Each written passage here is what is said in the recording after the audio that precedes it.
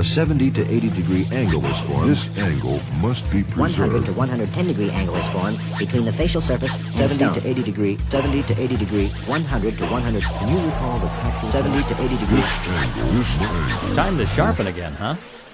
Well, I was about to explain a new approach to sharpening. Maybe you could help me out. All right, do me a favor and bring that clock a little closer so we can get started.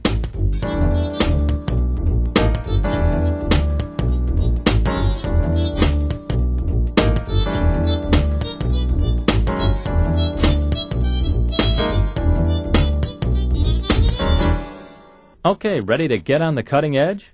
Good. We'll start with the basic materials we'll need for the sharpening procedure. The sharpening stone we'll be using is an Arkansas stone. Along with the stone, you'll need lubricating oil, a test stick, conical stone, and safety glasses. Let's take a closer look at an important part of the instrument, the terminal shank. The terminal shank is the area of the instrument between the blade and the first angle. This is the key feature for each scaler or curette. What that means to you and me is that proper alignment of the terminal shank will automatically place the blade in the correct position for sharpening. This is where the clock comes in. Move the hands of the clock to 12 o'clock. You'll start all sharpening techniques from this position.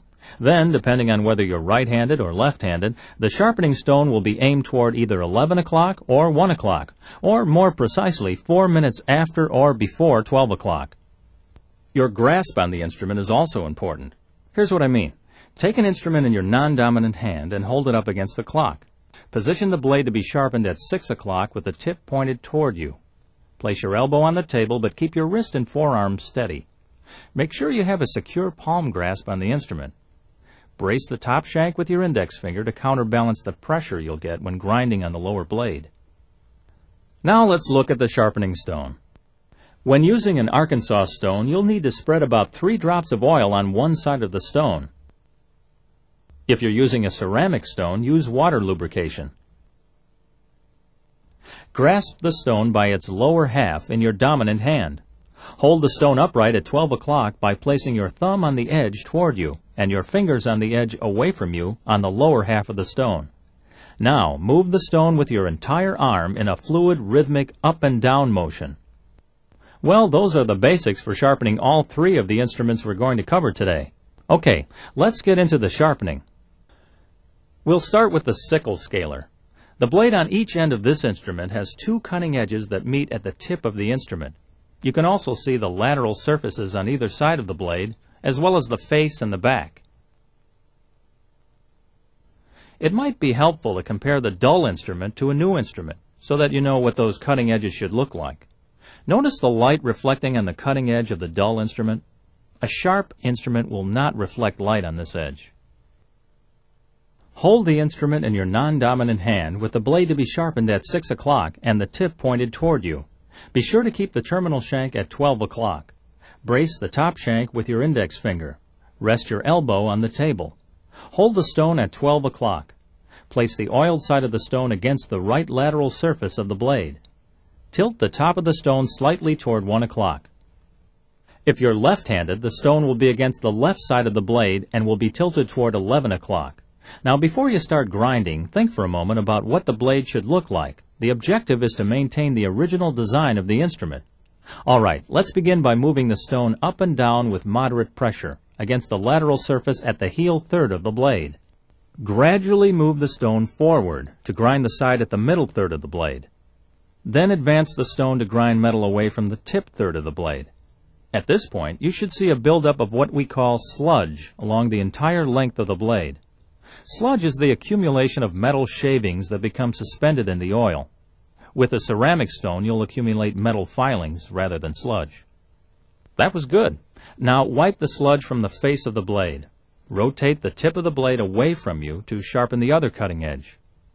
Be sure to keep the terminal shank positioned at 12 o'clock and aim the top of the stone toward 1 o'clock, or at 11 o'clock for you left-handers.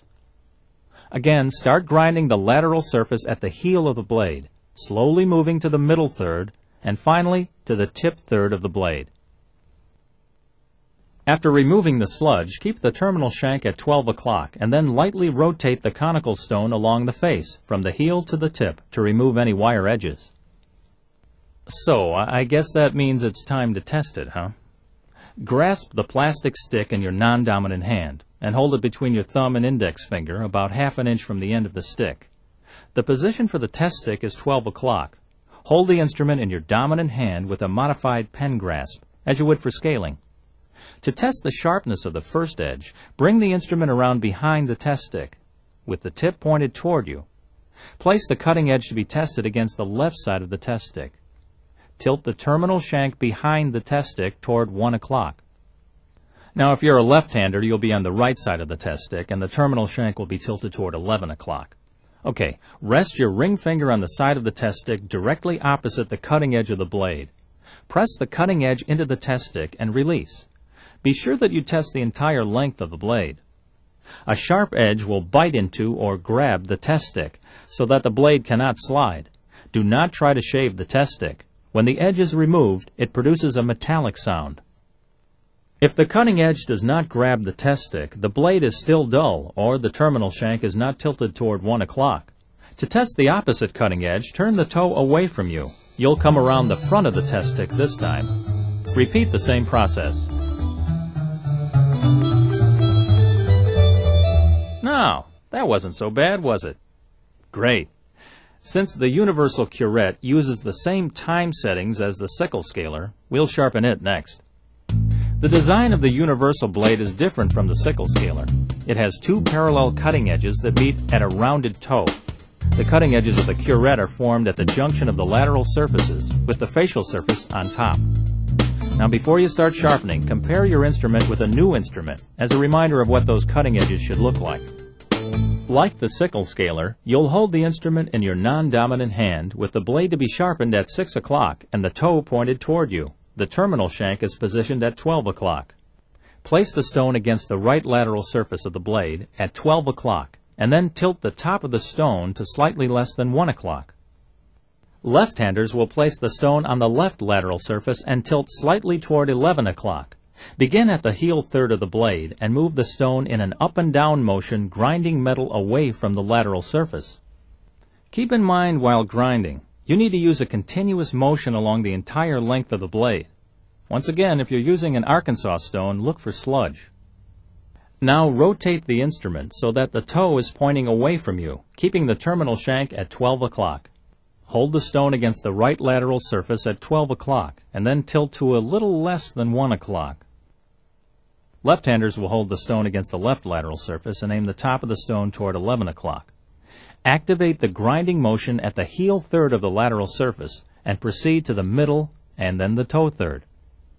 To maintain the rounded shape of the curette toe, you'll need to rotate the toe toward 3 o'clock, 9 o'clock for left-handers. Position the stone at 2 o'clock, 10 o'clock if you're left-handed. Move the stone in a light, consistent up and down motion, rotating around the toe.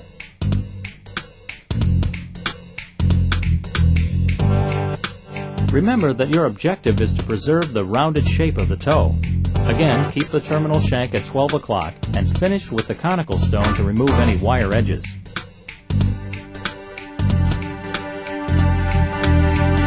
Testing the universal curette is basically the same technique used to test the sickle scaler. Hold the plastic test stick in your non-dominant hand and the instrument in your dominant hand.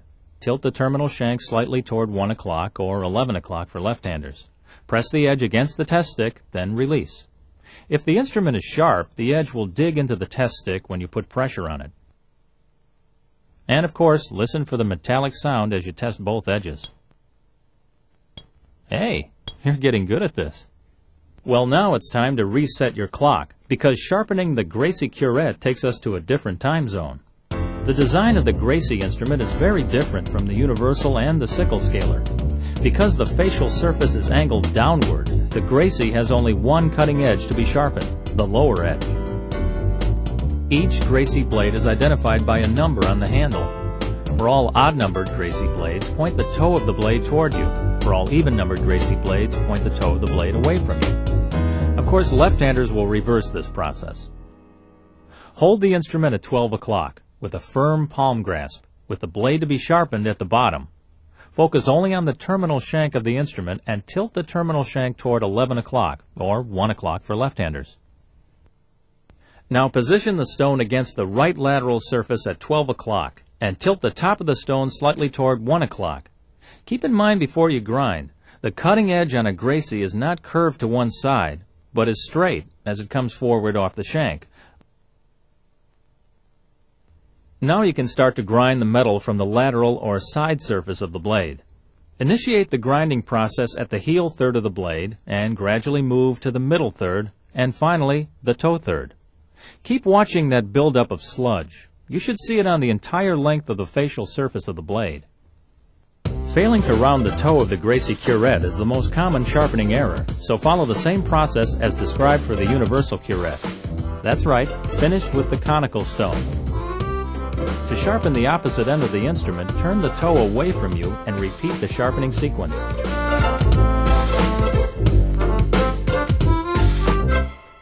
Now let's look at the time zones for testing. Be sure not to rest your ring finger on the top end of the test stick. Hold the terminal shank exactly parallel to the test stick, both at the 12 o'clock position. Press the cutting edge against the test stick and then release. A sharp cutting edge will immediately bite into the test stick, but should not shave the plastic. Well, I'll bet you didn't think it could be this simple, did you? Well, that's all there is to it. So, the next time you need to sharpen, a 70 to 80 degree angle is formed. Don't get tangled in all the angles. Just keep your eye on the clock, and you'll be on the cutting edge in no time.